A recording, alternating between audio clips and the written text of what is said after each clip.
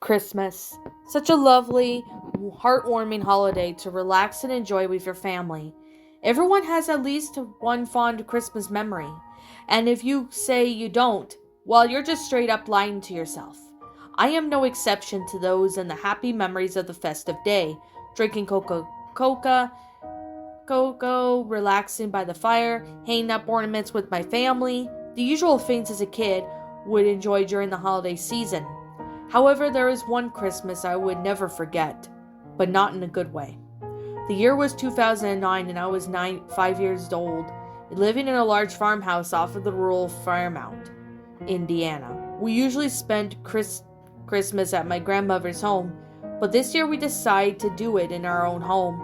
The setup was perfect and we had lights on, the front of the house and the barn, festive tablecloths, and of course the big, shining pine tree in the living room, decorated with lights, ornaments, tinsel, the usual works.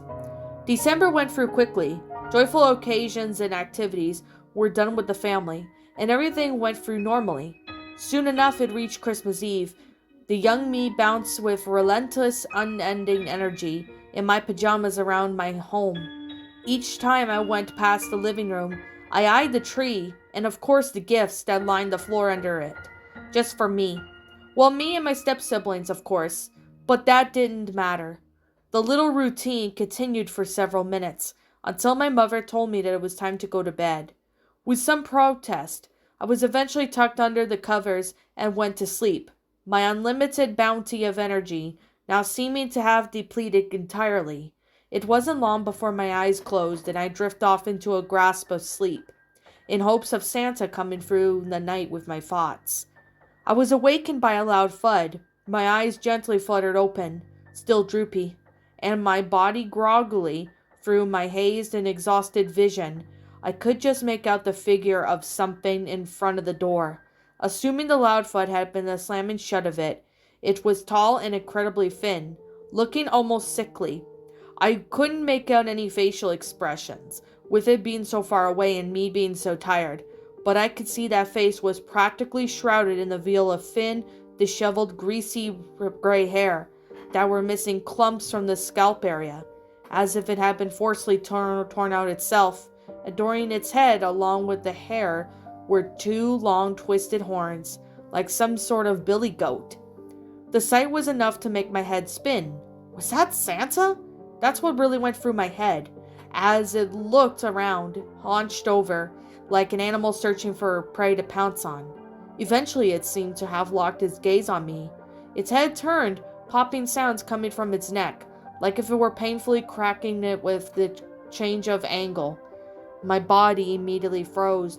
A light grasp trying to leave my throat, but not a single sound came out. My sleepy eyes were now wide, locked into the hidden face of that thing. It tilted its head curiously. I couldn't see the mouth, but it felt like it was giving me a malicious grin. Quickly my hands threw the covers over, clutching them and holding them like a shield over myself.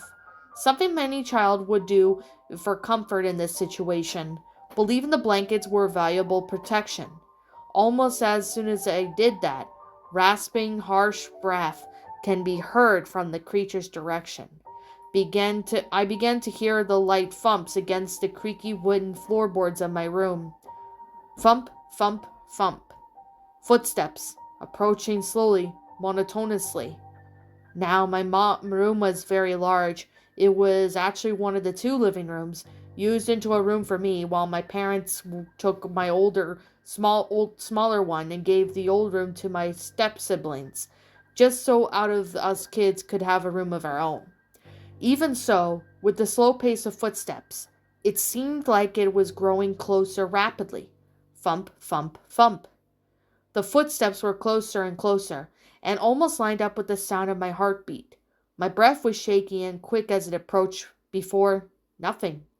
The footsteps stopped, just beside my bed. I did my best to hold my terrified breath. I felt something thin and jagged touch the blanket at my feet. A finger. I believe it was, though it could have been anything. Slowly, very slowly, it was dragged upwards, passing my feet, running up my legs through the blanket. My body trembled as my face began to burn from how long I was holding my breath. It traveled at a painfully slow pace, trailing up the covers, feeling me through them, until it stopped at my head. It pressed down, rather hard in a spot of my temple. I let out a sustained cry, unable to hold it in any longer. The thing that seemed to hesitate for a moment before I heard what I believed to be a gravelly, raspy chuckle, and it continued to press down. I swear that it ended up tearing through the blanket, because I could feel the bony fingernail digging into my flesh. It was as if this thing was testing to see how much pain I could take. I sobbed softly to myself, trying to call out for my mother to come and protect me. But all like my other futile attempts to produce words, nothing but air exited my mouth. Soon enough, that thing began to trail down my face again with its fingernail. However, this time it was still pressing down forcefully. The nail left a small 1-inch cut along my temple before the pressure was relieved and the finger was pulled away entirely. Something like that sounded like a painful gurgling ran through my room until the eyes were met with the shadow in front of me, seen through the thin blankets. It must have been that creature, getting face to face with me. My eyes were still wide in horror as it grew closer and closer until I could feel its hot, sour breath puff through my cheap fabric. And after that, the feeling was immediately gone. I heard footsteps again, except this time they were moving away from the bed, back in the direction they had come from. Another gurgling sound filled my ears as it left, lingering in my thoughts. Soon enough, I heard something moving up its way upstairs, open the door and closing it, before everything seemed to stop. After a minute of agonizing silence, all the prayers that it was completely gone, I shakily lowered my covers to reveal nothing. I don't recall much of that rest of the night, other than me cautiously going to the bathroom to clean up bloody nose that had suddenly made itself known after I revealed myself from the covers. At the time, I chalked it up to the humidifier, which had the tendency to make my nose bleed rather frequently at night. The next morning I opened my present slowly.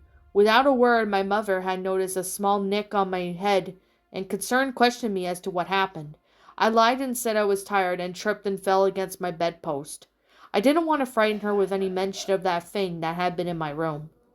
After that Christmas Eve night, I haven't seen any trace of that thing, no evidence that it even exists, though to this day I still ponder, each Christmas season, when I remember, it was the corner of my mind.